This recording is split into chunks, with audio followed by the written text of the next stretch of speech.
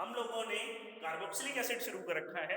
Carboxylic acid में हमने कहा कितने टाइप की रिएक्शंस होती हैं, 4 टाइप की। एक रिएक्शन है जिसमें हाइड्रोजन का रिमूवल होता है, दूसरी रिएक्शन है जिसमें OH का रिमूवल होता है, तीसरी रिएक्शन है जिसमें कार्बोनिल खुद इन्वॉल्व होता है, और चौथी रिएक्शन है जिसमें R ग्रुप इन्वॉल्व होता है। जब H रिमूव हो रहा है तो उसको हम कहते हैं एसिडिक नेचर, और हमने सोडियम बाइकार्बोनेट का टेस्ट किया है इसको प्रूव करने के लिए। सेकंड, जब हमने OH को रिमूव करा, जब हम OH को रिमूव करेंगे तो हम डिफरेंट एसिड डेरिवेटिव्स प्राप्त कर सकते हैं या फिर प्रिपेयर कर सकते हैं, ester, acid halides, anhydrides and amides. कल हमने डिस्कस किया था इनके बारे में। थर्ड टाइप की रिएक्शंस है कार्बोनिल कार्बन की। इसके अंदर जो पहली रिएक्शन है वो बेटा क्या है, डीकार्बोक्सिलेशन रिएक्शन, जो कि हमने डिस्कस करी है। डीकार्बोक्सिलेशन के अंदर क्या होता है, पहले एसिड कन्वर्ट होता है सॉल्ट में। पहले एसिड बेस की प्रेजेंस में सॉल्ट में कन्वर्ट होता है, फिर उसके अंदर से CO2 जो है रिलीज हो जाता है किसकी फॉर्म में, Na2CO3 की फॉर्म में। किसकी फॉर्म में रिलीज हो रहा है, Na2CO3 की फॉर्म में। फॉर एग्जांपल अगर मैंने CH3COH लिया तो अंदर ये किस में कन्वर्ट हो जाएगा, CH3COO Na किसकी प्रेजेंस में, NaOH की प्रेजेंस में। फिर उसके बाद NaOH और CO की प्रेजेंस में CO2 बाहर निकल जाएगा Na2CO3 की फॉर्म में, और what will be our product, our product will be CH4। क्या मिलेगा हमें प्रोडक्ट, CH4 प्लस में Na2CO3। So this is type first reaction, means हमने जब कार्बोनिल ग्रुप खुद ही इन्वॉल्व हो रहा है रिएक्शन में, उस दौरान हमारी जो रिएक्शन है वो कौन सी है, ये डीकार्बोक्सिलेशन रिएक्शन। कौन सी है बेटा, ये डीकार्बोक्सिलेशन रिएक्शन। हम डिस्कस कर रहे हैं ऐसी रिएक्शंस जिसमें CO2 रिलीज हो रही है, क्योंकि कार्बोनिल ग्रुप इन्वॉल्व हो रहा है उसमें। तो सेकेंड रिएक्शन है ऐसी कोल्स इलेक्ट्रोलिसिस। जब भी हम कोई एसिडिक एसिड लेते हैं और उसमें इलेक्ट्रिक करंट पास करते हैं, तो जो R ग्रुप होता है ना, COOH का R ग्रुप, वो जुड़ जाता है, कपल हो जाता है, यानी कि ये CO2 बाहर निकल जाएगा और हाइड्रोजन बाहर निकल जाएगा। ये CO2 अलग हो गया और ये हाइड्रोजन अलग हो गया। अब ये किस तरीके से जुड़े हैं ये हमने डिस्कस करना है आयोनाइजेशन के मैकेनिज्म से। किस तरीके से करना है हमने, आयोनाइजेशन के मैकेनिज्म से। ये आपके पास है CH3COH। CH3COH जब आयोनाइज होगा किसमें होगा, CH3COO नेगेटिव में, और प्लस में क्या रिलीज होगा, H पॉजिटिव। सिमिलरली क्योंकि CH3COH एक्वस है तो वाटर भी आयोनाइज होगा OH नेगेटिव और H पॉजिटिव में। अब आपके पास एक तरफ एनोड है, एक तरफ कैथोड है। एनोड क्या है, पॉजिटिव चार्ज, कैथोड क्या है, नेगेटिव चार्ज। तो पॉजिटिव चार्ज अट्रैक्ट करेगा नेगेटिव चार्ज को, और नेगेटिव चार्ज अट्रैक्ट किसको करेगा, पॉजिटिव चार्ज। उसके बाद एनोड पे होती है बेटा ऑक्सीडेशन और कैथोड पे होती है रिडक्शन। तो ऑक्सीडेशन का मतलब होता है loss of electron, 2 electron lose करके अनस्टेबल कंपाउंड बनेगा CH3CO, जो कि डिकंपोज हो जाएगा 2 CO2 प्लस में CH3CH3।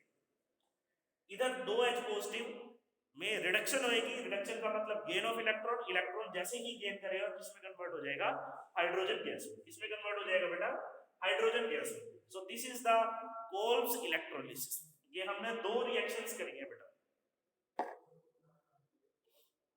हाँ जी बेटा, हम डिस्कस कर रहे हैं कार्बोक्सिलिक एसिड में R ग्रुप की वजह से होने वाली रिएक्शंस के बारे में। तो जो सबसे पहली रिएक्शन हमने डिस्कस करी है वो है हेल्महोल्ट्ज-जेलेंस्की रिएक्शन, यानी कि HVZ रिएक्शन। इस HVZ रिएक्शन में क्या होता है बेटा, जो अल्फा हाइड्रोजन होता है वो निकल जाता है और उसकी जगह हैलोजन लग जाता है।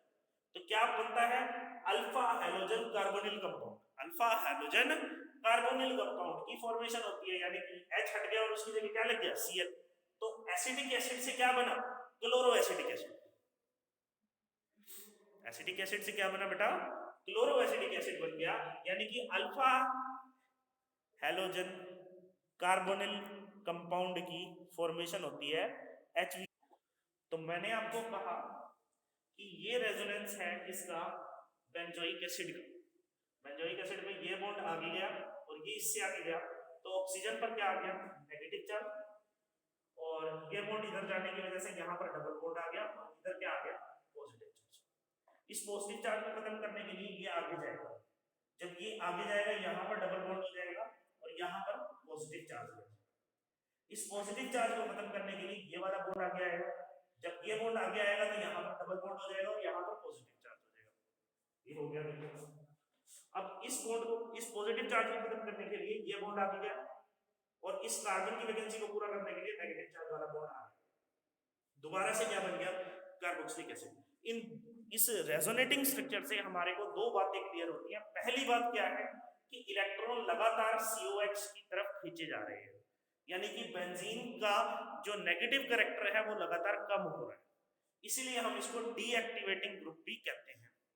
और दूसरी बात कि ऑर्थो और पैरा पोजीशन कैसी हो गई है, पॉजिटिव चार्ज वाली।